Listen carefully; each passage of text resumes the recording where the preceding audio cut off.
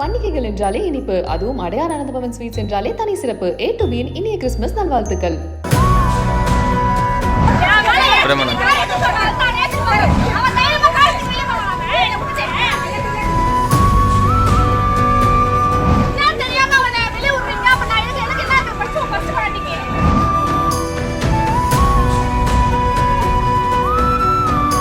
தன்னுடைய கணவர் இரண்டாவது திருமணம் செஞ்சுக்கிட்டாரு அப்படின்னு சொல்லி மனைவி ஒருத்தங்க தன்னுடைய கல்யாண போட்டோவை வச்சுட்டு தர்ணா போராட்டத்துல ஈடுபட்டதால பெரும் பரபரப்பு ஏற்பட்டிருக்கு. என்ன நடந்தது விரிவா இந்த வீடியோல பார்க்கலாம்.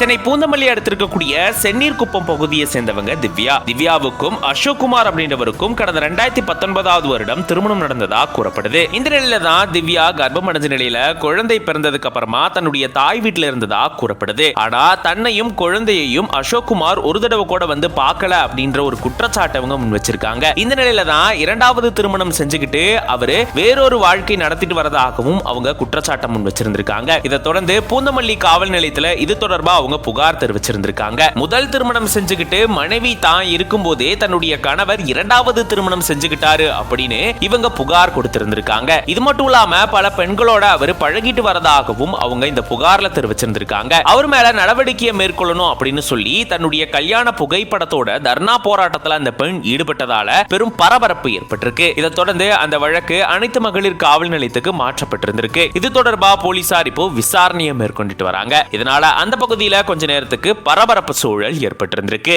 என் பேர் திவ்யா. 2019 அசோக்குமார் என்பவர் கூட மேரேஜ் ஆச்சு.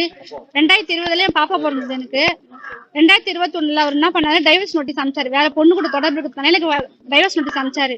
எனக்கு தெரியாது, ஒரு 2 மாசமா தெரியும் அவர் வேற பொண்ணோட தொடர்பு இருக்கான்னு சொல்லிட்டு. ஆனா எனக்கு மேரேஜுக்கு முன்னாடி அவர் 2 பொண்ணை வந்து வச்சுன்னு இருந்திருக்காரு. எனக்கு தெரியாது அதை பத்தி. இப்ப அந்த பொண்ணை வந்து 3வது பொண்ணை வந்து மேரேஜ் பண்ணிட்டாரு. எனக்கு டைவர்ஸ் நோட்டீஸ் வந்து கோர்ட்ல இருக்கு. ஆனா இவர் வந்து மேரேஜ் பண்ணிட்டாரு. பண்ணிட்டு இப்ப நான் வந்து போலீஸ் ஸ்டேஷன் வந்து கம்ப்ளைண்ட் கொடுக்கலாம்னு வந்தா போலீஸ்காரங்க வந்து அவரை வந்து அனுப்பிச்சு விட்டாங்க பைக்ல. எனக்கு எந்த உரிய நடவடிக்கையும் எடுக்கல. இந்த ஸ்டேஷன்ல எந்த பாதுகாப்புமே இல்ல. எனக்கும் என் குழந்தைக்கு எந்த பாதுகாப்புமே கிடையாது. என்ன சொல்றாங்க ஸ்டேஷன்ல? அவங்க அனுப்பிச்சு விட்டாங்க, அவ்வளவுதான். எதுவுமே சொல்லல, எதுவுமே இன்ஃபார்ம் பண்ணவே இல்லை அவரை பத்தி. எனக்கு நான் பேச நானும் என் குழந்தைக்கு நடு ரோட்ல நிக்கிறோம். எங்களுக்கு என்னென்ன பண்ணிருக்காங்க தெரியவே தெரியல. எங்களுக்கு அதுக்கு நீங்க தான் உயிர் நடவடிக்கை. இப்போ காவல் நிலையத்துல உங்க காவல் நிலைய தரப்புல இருந்து உங்களுக்கு என்ன சொல்றாங்க? உங்ககிட்ட என்ன சொல்றாங்க? அவங்க மேரேஜே பண்ணலன்னு சொன்னா மேரேஜ் பண்ணிருக்காங்க. அவங்க கையெழுத்து போட்டுருக்காங்க, மெட்டி போட்டு எல்லாம் ரெடியா இருக்காங்க. அவங்க ஃபர்ஸ்ட் பொண்ணு அமுச்சு விட்டு பின்னாடி இவர் அமுச்சு விட்டாங்க. சரி மேடம், இப்போ இவங்க வந்து ஒரு பொண்ணு மட்டும் தான் இது பண்ணிருக்காரா? உங்களுக்கு தெரிஞ்சு வேற யாரா? அது பொண்ணு இது. நான் தான் 3வது பொண்ணு. என்ன ப்ராப்பரா மேரேஜ் பண்ணாரு, அரேஞ்ச் மேரேஜ் என்ன பண்ணாரு. இப்போ 4வது பொண்ணு வந்து தான் மேரேஜ் பண்ணிருக்காரு. அவரு உங்களுக்கு நகை போட்டதுல என்ன பண்ணாரு? அவர் வச்சிட்டு இருக்காரு. இன்னும் என்கிட்ட கொடுக்கவே இல்லை. நகை ஒரு நகை கூட எனக்கு கொடுக்கல. சாமா எதுவுமே என்கிட்ட கொடுக்கவே இல்லை. பணம் 10,000 ரூபாய் கொடுத்து அதையும் கொடுக்கல. கோர்ட் எல்லாமே செஞ்சுறாங்க. எனக்கு உரிய நடவடிக்கை எடுக்கணும். எனக்கு என் குழந்தைக்கும் அவருதான் அப்பா, என் பிள்ளைக்கு அவருதான் அப்பா. ஆமா, அவருதான் வேணும்.